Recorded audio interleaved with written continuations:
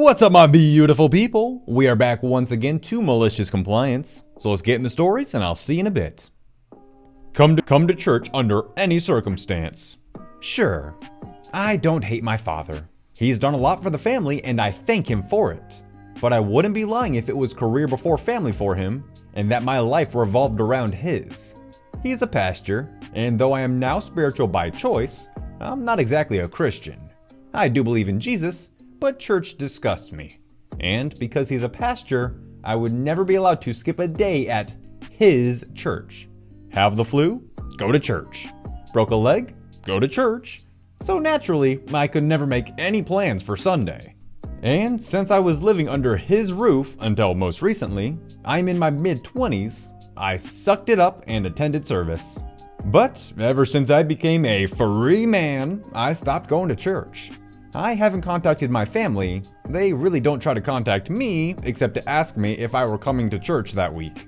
And naturally, I ignored all texts. The texts slowly got angrier and angrier. And just a while ago, I got a very angry text from my dad saying that my attendance rate was very low and that I was embarrassing him. I had been drinking every Saturday night to Sunday morning because freedom is effing delicious. So I thought, what the heck? I came to church with a contagious virus, a broken limb, so there's absolutely no reason I couldn't attend service drunk, right? So that week, that's exactly what I did. I'd been drinking all night and half drowned over a bottle of tequila. I got there early, sat in the front pew smack in the middle, and attended service like the good boy I was. I think that I might have fallen asleep in between, and I do have a snoring problem, but hey, can't miss out on church for any reason, right? And oh boy, do I dislike a lot of the people at my church. But I'm very honest when I'm drunk and confronted nearly everybody I had a beef with, and explained very clearly why I disliked them. And oh boy, did I feel so good.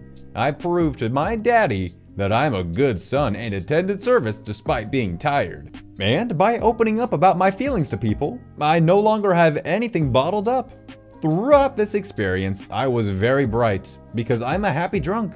I was smiling, laughing, etc. And maybe nobody could really do anything, apart from being visibly uncomfortable with my presence. They really have to brighten up though.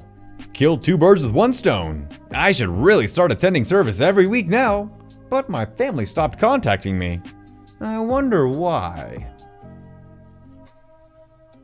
Can you do overtime? Until we find someone to replace you? So this is not my story, but my buddy's. He works industrial work, and without giving too much away, he works a fairly essential position. Without him or someone to replace him, stuff can't happen. He works 12-hour shifts, 7 to 7.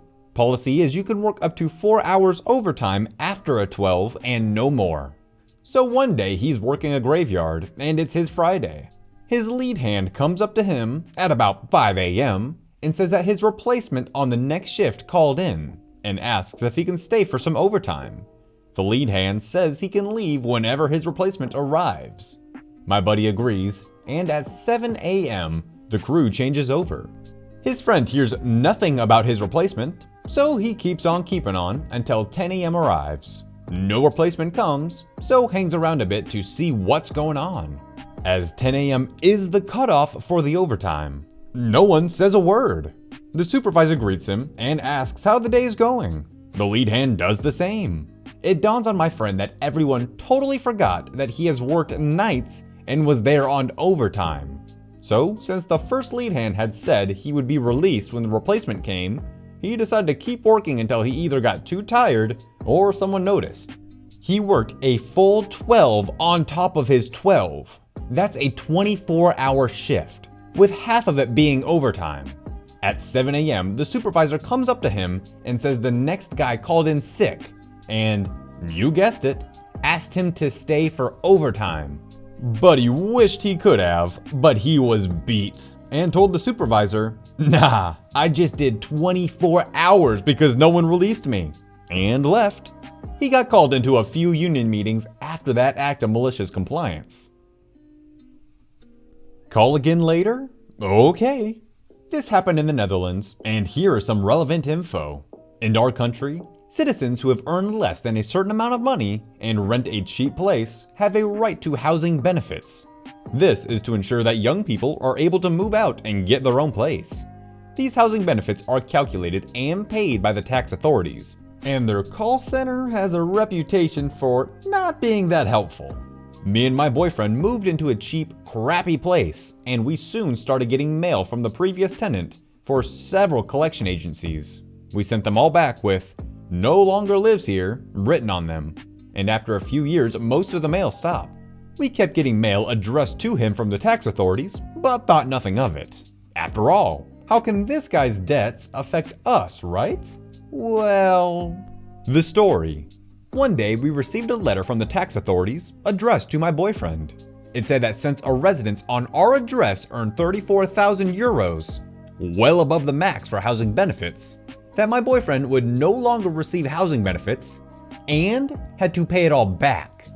The letter also asked us to pay the debt of about 2,000 euros in name of the previous resident.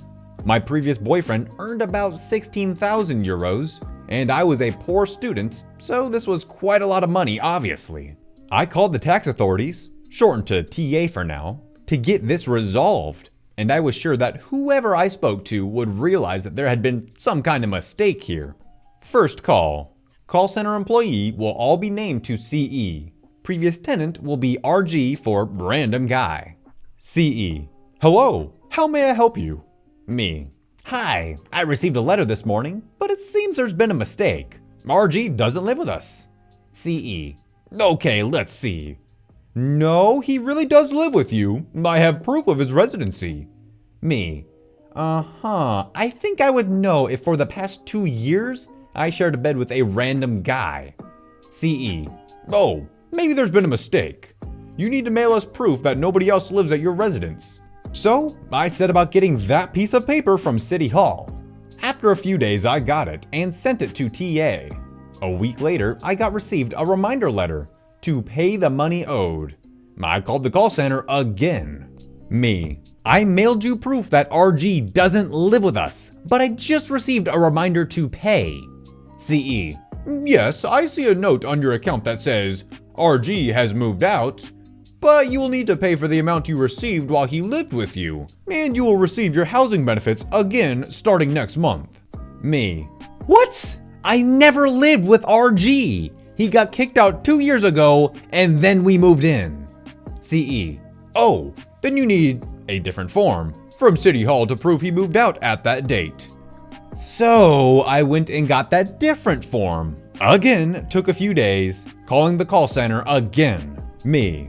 I sent you this new form. Is the issue now resolved? Has RG finally been removed from my residence in your administration? CE. Yes, we removed BF as per your request. Me. You removed BF? CE. Yes? Me. That's my boyfriend! You were supposed to remove RG, the guy that lived here before we did. CE. CE. Please hold, ma'am. I have to ask my coworker about this. Other CE after a few minutes.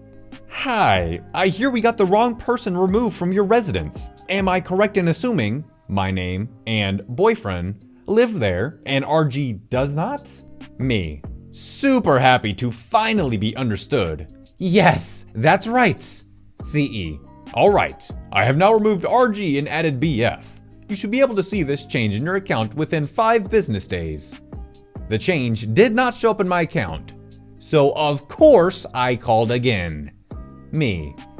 Hi, I called last week and an employee said she made some changes to my account, but I don't see them. CE. Oh, that takes up to 2 weeks. She misinformed you. Sorry. After another week, no changes. Another call. Me. I was told my issue should have been resolved by now, but nothing has changed.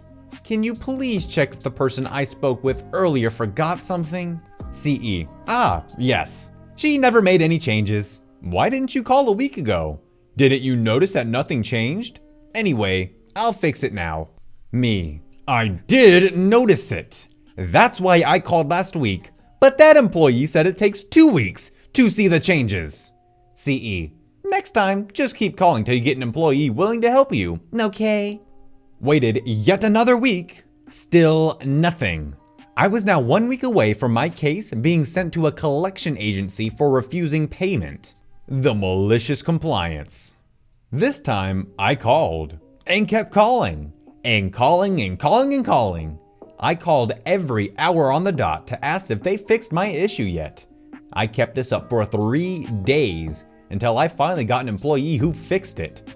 The kicker? While he was on the phone with me, I could see the changes being made to my account on the computer. It didn't even take 5 business days at all.